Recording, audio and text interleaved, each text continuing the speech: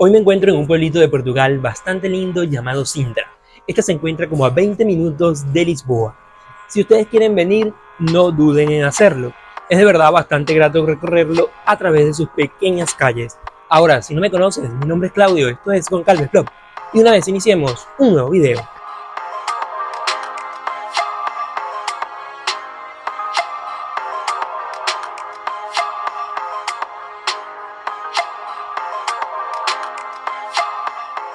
Usted puede agarrar y venirse caminando desde la estación y pasar por el pueblo, tomarse un cafecito o quizás comerse algún dulce típico de acá de Sintra. Yo entré a Piriquita, que es un local donde venden traveseiro.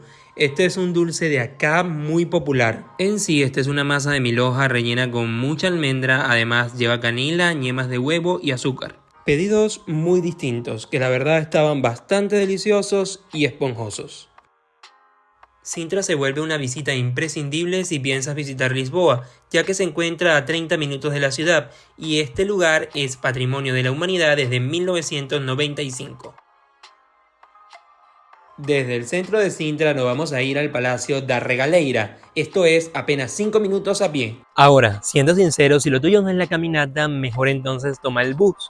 El de Carris sale mucho más barato que el de la empresa privada, pero será tu decisión. En este momento me encuentro acá en el Palacio da Regaleira y es de verdad bastante bonito, un poco excéntrico. Pero veamos, entremos. La entrada a este palacio no es tan barata, ya que es 11 euros para adultos y 6 euros para niños. Hay todavía una travesía, al menos para subir. En sus 4 hectáreas tiene hermosos jardines, lagos, grutas, pozos enigmáticos y el propio palacio, siendo un lugar que esconde significados relacionados con la alquimia, la masonería, los templarios y la Rosa Cruz. No olvides recorrer los jardines, pero vamos a lo que nos interesa. Y no es este pozo, es el pozo iniciático. Cuando llegué había una gran fila, pero como dicen, la espera valió la pena.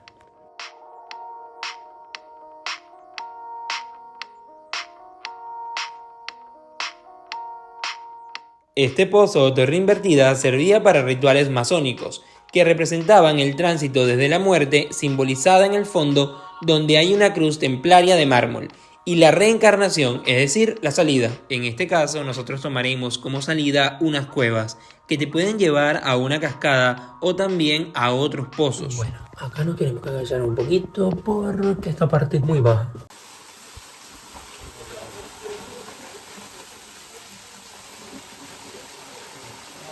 En cuanto al palacio, fue Antonio Carvalho Monteiro, un millonario brasilero, quien solicitó estas obras extravagantes al arquitecto Luigi Manini. Antes de esto, la propiedad pertenecía a la vizcondesa da Regaleira, siendo en parte esta la razón por la que tiene una mixtura de estilos arquitectónicos, entre el renacentista, gótico y romántico. Esta sin lugar a dudas es una quinta muy excéntrica que vale la pena visitar. Yo la recomendaría completamente. ¿A dónde vamos? Deberíamos tomar un bus de Carris o también podríamos tomar un tuk-tuk o un taxi.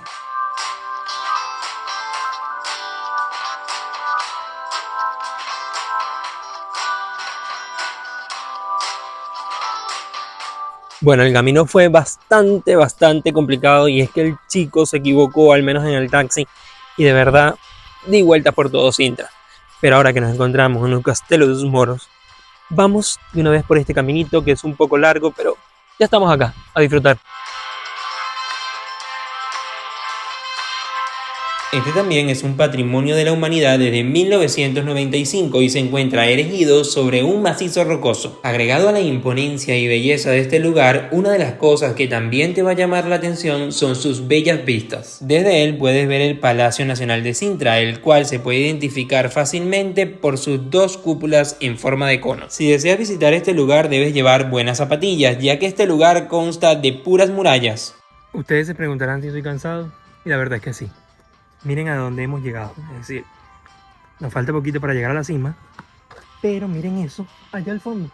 Igual chicos, no se preocupen, porque en realidad me costó porque hacía 32 grados de calor, así que imagínense. Según la evidencia arqueológica, fueron los musulmanes los responsables de la primera fortificación, entre el siglo 8 y 9, cuya finalidad era controlar estratégicamente las vías terrestres que unían Sintra, Mafra, Cascais y Lisboa. Acá se ve todo, incluso desde la estación donde llegamos, caminan y se encuentran en el centro de Sintra. Ahí están las dos torres que ya le mencioné.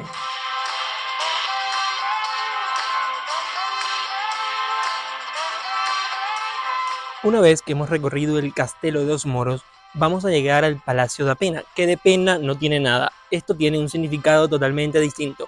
Pero ahora lo que te voy a decir es que simple y llanamente ese camino es muy corto. 5 minutos aproximadamente lo puedes hacer caminando entre el castillo y el palacio.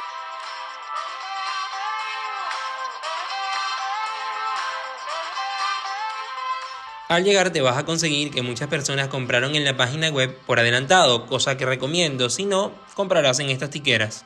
Si usted por X o Y razón quiere tomarse ese autobús, puede hacerlo. Ahora, si es como yo, usted va a agarrar y va a caminar ese pequeño tramo totalmente sencillo. Porque sí, porque podemos.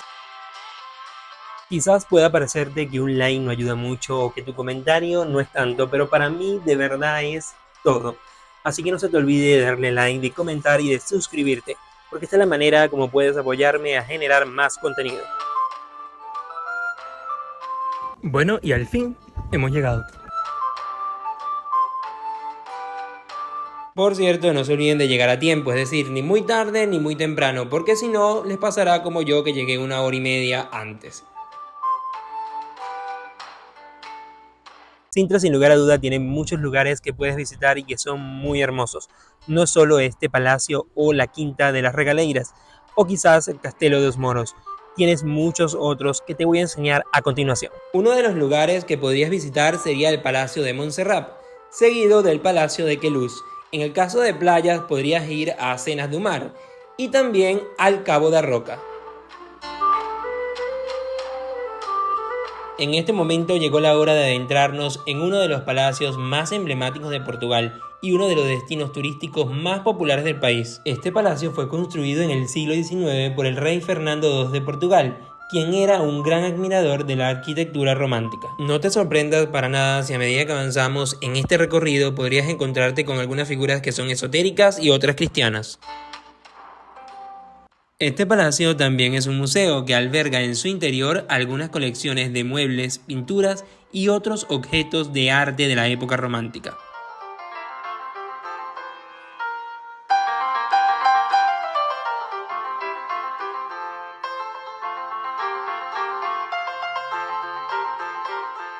Una de las referencias mitológicas más claras del palacio es el Pórtico del Tritón. El significado o simbolismo de la estatua es objeto de debate, aunque algunos señalan que este simboliza la unión entre la tierra y el mar. Como te mencioné en un principio, su nombre no tiene nada que ver con el sentimiento de pena, más bien podríamos traducirlo como peña, en el español, que significa roca o peñón. Así que el nombre del Palacio da Pena es referente a su ubicación.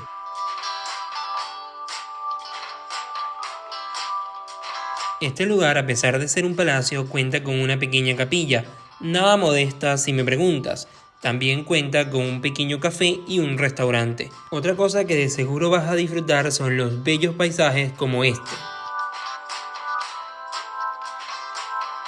Chicos, la entrada a mí me costó 14 euros y la verdad considero que vale la pena por este bello y hermoso lugar. Hablando de lugares bellos y hermosos como este palacio, quiero que bajemos, pero bajemos al centro de Sintra.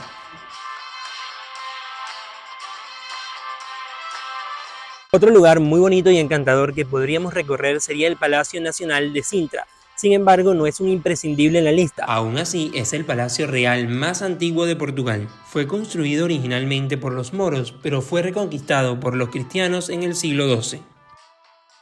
Al igual que otros pueblitos de Portugal, en Sintra podrás comprar muchos recuerdos, como cerámica, azulejos y artesanías locales. Sin lugar a dudas puedo recomendarte Sintra porque es un lugar verdaderamente bonito. Ahora, ¿qué recomendación puedes hacerme tú? En este caso te voy a pedir que me ayudes diciéndome qué otro lugar o qué otro pueblo de Europa podríamos visitar. Porque sí, podría ir a cualquier lugar en el próximo video. Por último, no se te olvide darle like, comentar y suscribirte. Bye bye.